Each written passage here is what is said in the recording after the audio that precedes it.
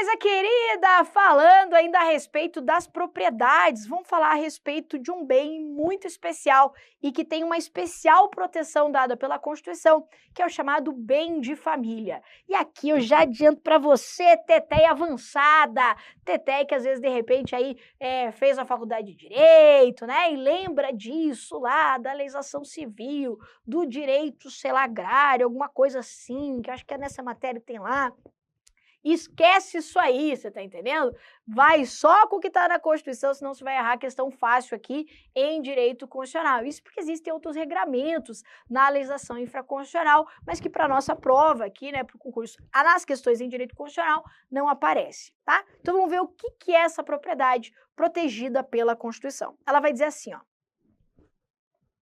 A pequena propriedade rural, assim definida em lei, desde que trabalhada pela família, não será objeto de penhora para o pagamento de débitos decorrentes de sua atividade produtiva, dispondo a lei sobre os meios de financiar o seu desenvolvimento. Então veja só que coisa bonitinha aqui, ó. A Constituição Federal, ela se preocupou com um tipo de propriedade muito vulnerável e que protege um tipo de núcleo familiar muito vulnerável. Que propriedade é essa? É aquela propriedade pequenininha, é aquela propriedade rural, é aquela propriedade que é trabalhada pela família e que eventualmente gerou uma dívida, ou seja, foi feita uma dívida para financiar ali a atividade produtiva e essa propriedade muitas vezes pode ser perdida através de um ato de penhora. E por isso a Constituição vem dizer assim, ei, não pode penhorar, não pode tomar essa propriedade em garantia, é uma propriedade impenhorável. Tia vai te dar um exemplo aqui que você não erra mais. Veja aqui, para ser impenhorável tem que ser uma propriedade pequena, não é qualquer propriedade, tem que ser rural, não pode ser urbana, tem que ser trabalhada pela família, que sem uso de empregados mesmo, e ela só fica impenhorável se o débito aqui for decorrente da atividade produtiva. Então vamos lá. Imagine, por exemplo, o seu Lobato. Tá ligado, seu Lobato, né? Seu Lobato tinha um sítio, ia. Pois é, pensa lá no sítio do seu Lobato. O seu Lobato tá lá com a dona Lobata e seus lobatinhos, né? Os seus filhinhos, trabalhando lá na propriedade. Todo mundo trabalha lá no sítio do seu Lobato. Então, a pequena propriedade é rural e é trabalhada pela família. Aí o seu Lobato falou assim, não, acho que nós precisamos investir em vaquinha de leite. Vamos comprar umas vaquinhas de leite, porque pra gente, né, dar uma melhorada aqui, né, nos recursos do sítio e tudo mais. Aí o seu Lobato vai e faz um empréstimo no banco, ok? Então o seu Lobato vai lá no banco e fala assim, eu quero comprar umas vaquinhas de leite e tal, ter os créditos, papapá. Legal. Aí o banco vai e vai emprestar esse dinheiro pro seu Lobato. Só que o banco, ele não é bobo. Ele vai falar assim, eu preciso de alguma coisa em garantia aqui, né? Aí, como que você vai pagar isso aí, seu Lobato? Então, só tem a propriedade e tudo mais. Aí, vamos imaginar que o banco, mesmo assim, emprestou pro seu Lobato. Tá. O banco emprestou o dinheiro pro seu Lobato. Aí, seu Lobato comprou as vacas. Só que seu Lobato não era bom de comprar vaca. Seu Lobato comprou as vacas ruins, entendeu? Era comprar vaca boa de leite, comprou, sei lá, uns vaca branca lá, uns Nelore, vaca ruim, comprou até uns touros lá no meio que ele achou que era vaca, né? Seu Lobato, nossa, não manjava nada de vaca. Resultado, as vacas não deram o leite necessário, o seu Lobato não conseguiu pagar o financiamento que ele tinha feito no banco. Eu te pergunto, o seu Lobato vai chegar pro banco e vai falar assim, banco, me perdoa, eu não vou conseguir pagar. Será que o banco vai falar assim, não, seu Lobato, fica tranquilo, vida que segue, é assim mesmo, vem aqui me dar um abraço? Claro que não, o banco não vai falar, vem aqui me dar um abraço. O banco vai falar, você não vai pagar, então eu vou entrar com uma ação contra você, é ou não é? E daí, vamos imaginar que isso aconteceu. E daí o banco, o seu Lobato não pagou, e o banco vai entrar com uma ação contra o seu Lobato. Então o banco foi lá, falou, o seu Lobato pegou um dinheiro aqui e não pagou. Vou entrar com uma ação contra o seu Lobato. Aí nisso, o seu Lobato não tinha como pagar mesmo, é verdade que ele tinha feito empréstimo e tudo mais. E ele vai ter que pagar isso aí, mas ele não tem bens. Aí o banco vai atrás de bens, é assim que funcionam as coisas. Você não tem, então eu vou ver como que você tem dinheiro na conta, eu vou ver se você tem algum bem imóvel, se tem carro, se tem não sei o quê, tal. É assim que o banco vai fazer. Aí o banco não encontrou nada, não encontrou dinheiro em conta, não encontrou carro, não encontrou nem a bicicleta, não encontrou nada do seu Lobato, só tinha a propriedade. Só a propriedade, a única coisa que tem do seu Lobato lá. Será que o banco pode pegar essa propriedade? Será que o banco pode ir lá e penhorar essa propriedade e falar, não, agora eu vou pegar essa propriedade de garantia, vou levar a leilão e não sei o que tal? Não pode. É isso que a Constituição está dizendo, que essa propriedade ela é impenhorável. Mas veja que nesse caso ela se tornou impenhorável porque o débito aqui assumido foi da atividade produtiva, foi para financiar o desenvolvimento da própria propriedade rural. Por isso imagine uma outra situação. Seu Lobato tá lá chateado com a vida na roça. Essa vida na roça, aqui tô meio entediado e tal. E o seu Lobato fala assim, já sei, vou fazer o empréstimo no banco para fazer uma viagem. O seu Lobato quer viajar. E o seu Lobato chega pro banco e fala assim, quero fazer empréstimo pessoal aí que eu quero viajar e tudo mais, tal. E o banco fala, tá bom, seu Lobato, tá, emprestou o dinheiro lá pro seu Lobato. Claro que o seu Lobato viajou e eu pergunto, viagem gera dinheiro? Não, viagem é dinheiro que faz, gera outras coisas, né? Conhecimento, cultura e tudo mais. Mas dinheiro mesmo não, né? Aí o seu Lobato foi lá, viajou, nossa, ficou feliz, satisfeito, mas tinha que pagar a conta pro banco. E não tinha dinheiro para pagar pro banco. E daí? Aí o banco vai fazer uma ação contra o seu Lobato. Aí eu pergunto, para fins de prova, essa propriedade do seu Lobato agora ela é penhorável? Sim. Por quê? Porque o débito assumido, a dívida assumida com o banco, não é decorrente da atividade produtiva, é decorrente da vontade do seu Lobato aí de viver um pouco a vida. Você está entendendo?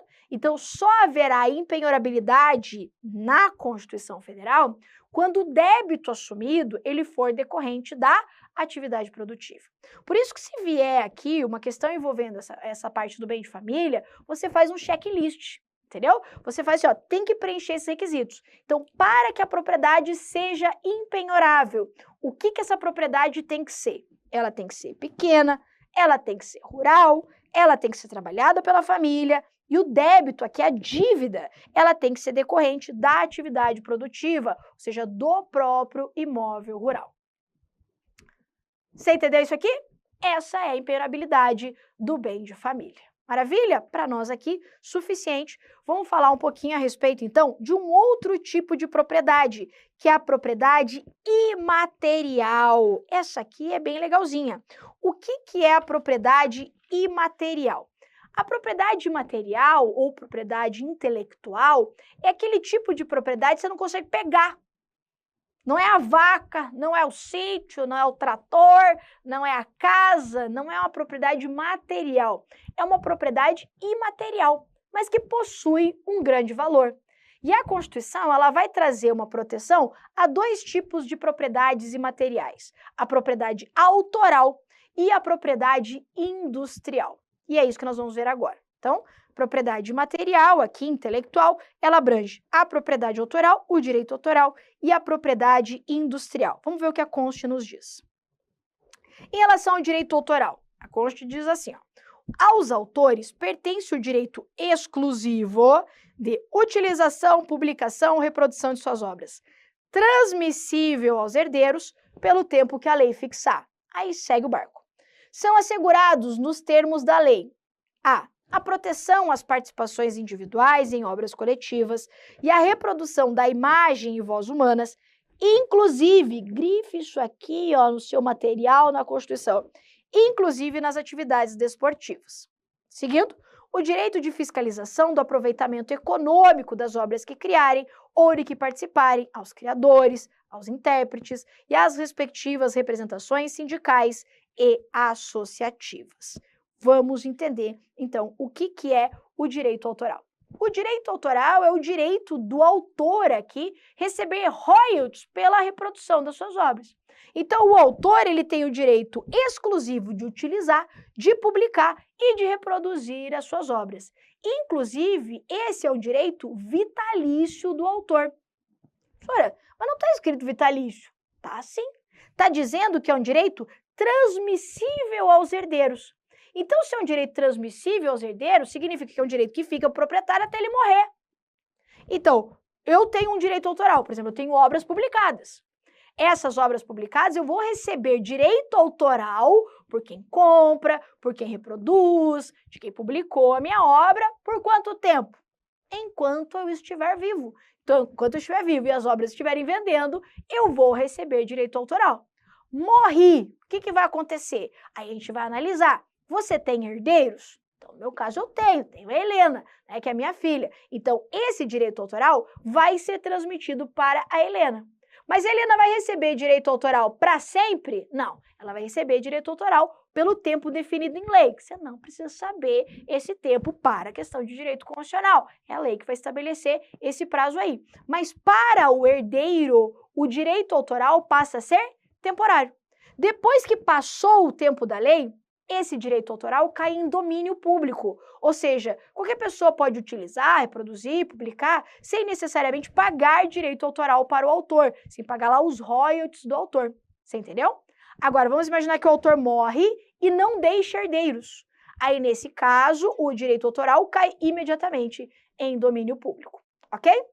Eu vou esquematizar isso aqui, então, para você. Então, direito autoral é o direito, então, dado ao autor de utilização, publicação e reprodução de suas obras.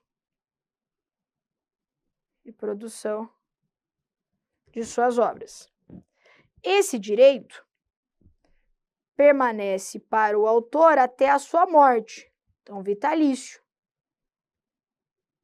Porque a Constituição vai dizer que transmite para os herdeiros. E daí eu tenho duas situações possíveis, não é isso? O de ter herdeiros e o de não ter herdeiros.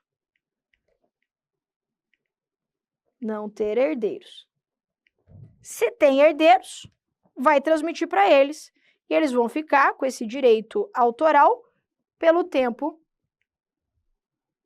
definido em lei. Logo, para o herdeiro, o direito passa a ser temporário e não vitalício. Depois cai em domínio público. Se não tem herdeiros, cai direto em domínio público. Ok? Beleza. O autor, ele também tem direito aqui exclusivo à proteção da sua participação em obras coletivas. O que é obra coletiva? Aquela obra que tem mais de um autor. Então, por exemplo, eu tenho publicação em obras coletivas, tem eu e mais um monte de autor que escreveu lá. Então, eu tenho o direito de proteger a minha participação individual dentro dessas obras coletivas. Então, eu tenho o direito de receber a minha participação individual dentro de uma obra coletiva. Inclusive, também a Constituição vai proteger aqui, vai gerar direito autoral pela reprodução da imagem e da voz humana.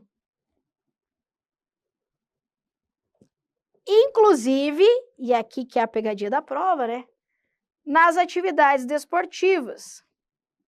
E na prova vai dizer que, salvo, né, nas atividades desportivas, dizendo que não vai ter direito autoral, reprodução, imagem e voz humanas nas atividades desportivas. É o contrário. É só você pensar, por exemplo, sei lá, no Galvão Bueno. Então, por exemplo, os meninos aí, sei lá, fã do videogame, alguma coisa assim, né? Não tem aquele joguinho de... As meninas também gostam de videogame, né? Mas aquele joguinho lá, FIFA, sei lá o quê, não sei como é que é o nome do joguinho. Não tem lá um jogo de futebol? E às vezes não tem aquele cara narrando? Não tem? Tá. Vamos imaginar que o cara narrando é o Galvão Bueno e tá usando lá no joguinho. Pô, o cara tá usando num joguinho a voz do Galvão Bueno. Será que ele tem direito autoral? Ele tem direito de receber royalties pela reprodução da sua voz lá? Claro que tem. Ah, estão reproduzindo um jogo que ele narrou. Por exemplo, vai pagar direito autoral aqui pela reprodução da imagem, né? No caso aqui, da voz do narrador. É isso que a Constituição está dizendo. Eu me lembro, sempre quando eu penso nessa questão do direito autoral, eu me lembro daquele cara do UFC. Puta, aquele cara do UFC é muito massa. Aquele, eu nunca lembro o primeiro nome dele, não sei o que, Buffer, que fala lá, ladies and gentlemen, sabe aquele cara? Quem nunca viu o UFC depois joga aí o cara do UFC, o cara, não sei o que, Buffer. Alguém deve saber o nome dele aí. Ele começa lá, ele começa a falar, e não sei o quê, e o fulano, na linha tal, não sei o quê, vem, tá. Pô, a galera, moço, só com a voz dele já vai ao delírio, porque a voz do cara é muito massa, ele dá aquela empolgação, papá. Pra você ter uma ideia, ele mesmo fala, it's time! É muito legal, é muito legal. Agora você imagina, por exemplo, os joguinhos que reproduzem lá a voz dele. Tem direito autoral e tem que ter mesmo. Uma vez parece que lançaram até um aplicativo, eu procurei porque eu queria comprar, um aplicativo que você colocava o teu nome lá e ele falava lá, it's time! E ele falava o teu nome. E eu queria achar esse aplicativo, porque daí eu queria colocar meu nome. Já pensou lá? Eu ia começar uma aula. It's time! Minha aula, papapá, papapá. Com vocês lá, a Adriane, daquele jeitão dele. Falte! Tará! Ó, louco. Hã? Já começar aquela aula no gás, no veneno, todo mundo animado, pronto pra luta, pronto pra guerra. Pô, esse cara tem direito autoral? Claro que ele tem direito autoral da voz dele. Então, ó, não cai nessa pegadinha de prova. Tem sim direito autoral à reprodução da imagem e voz humanas, inclusive nas atividades desportivas. Ok? Muito bem. Tem direito, inclusive, à fiscalização. Fiscalização do aproveitamento econômico que tiverem. Inclusive, essa fiscalização do aproveitamento econômico pode ser feito pelos criadores, pelos intérpretes e ainda pelos sindicatos ou pelas associações. Ok? Resumi então aqui de direito autoral para você. Maravilha? Tá. E a propriedade industrial? A propriedade industrial é aquela propriedade sobre marcas e patentes. Você deve ter ouvido falar também a respeito disso. Olha o que a Const diz, ó. A lei assegurará aos autores de inventos industriais privilégio temporário para sua utilização, bem como proteção às criações industriais, à propriedade das marcas, aos nomes de empresas e a outros signos distintivos, tendo em vista o interesse social e o desenvolvimento tecnológico e econômico do país. Veja que de cara a Constituição Federal já fala assim, ó, a propriedade industrial é um privilégio temporário. Então, diferente do direito autoral, que é vitalício para autor, a propriedade de marcas, patentes, de inventos industriais, de inovações industriais, é algo temporário. Ah, professora, quanto tempo? Algo temporário. Isso porque quem vai definir esse prazo é a lei. E muitas vezes esse prazo ele pode variar de criação para criação, ok? Então, para a nossa prova, lembrar que é um privilégio temporário. Por isso, eu posso resumir assim, ó. O direito autoral, ele é vitalício, porque ele é transmissível aos herdeiros, mas para os herdeiros passa a ser um direito temporário, enquanto que a propriedade industrial, ela de cara é um privilégio temporário. Ok? Muito bem. Eu ainda tenho o direito à herança também previsto aqui na Constituição, dentro do grupo do direito à propriedade. Vamos ver o que diz a Constituição. É garantido o direito de herança. Ai, que lindo! A sucessão de bens de estrangeiros situados no país será regulada pela lei brasileira em benefício do cônjuge ou dos filhos brasileiros, sempre que não lhe seja mais favorável a lei pessoal do decujus. Aí o cara, que nunca viu nada de direito, olha para isso aqui e fala assim, hã? Que é decujus? Que é sucessão? E não entende nada do que está escrito na Constituição Federal. Por isso a tia vai traduzir para você. Então veja, a Constituição protege a propriedade. Então a pessoa tem propriedade, tem direito, tal. Agora, de nada adiantaria a gente poder acumular propriedade e essa proteção toda se a gente não pudesse deixar isso de herança para os herdeiros.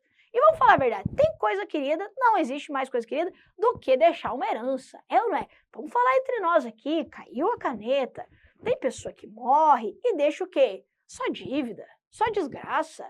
É ou não é?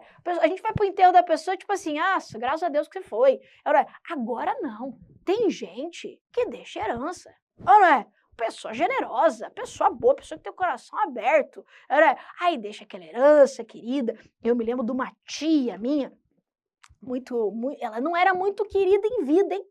Ela era meio chatona, assim, aquelas tias, assim, meio alemoazona, meio durona, assim, sabe? Ela não era muito simpática, não. Mas, assim, a gente era criança também, né? Às vezes ela não era muito simpática porque a gente devia ser meio bagunceira, alguma coisa assim, né? Mas ela não era muito queridona, não. Mas quando ela morreu, moço do céu, ela deixou tudo pago.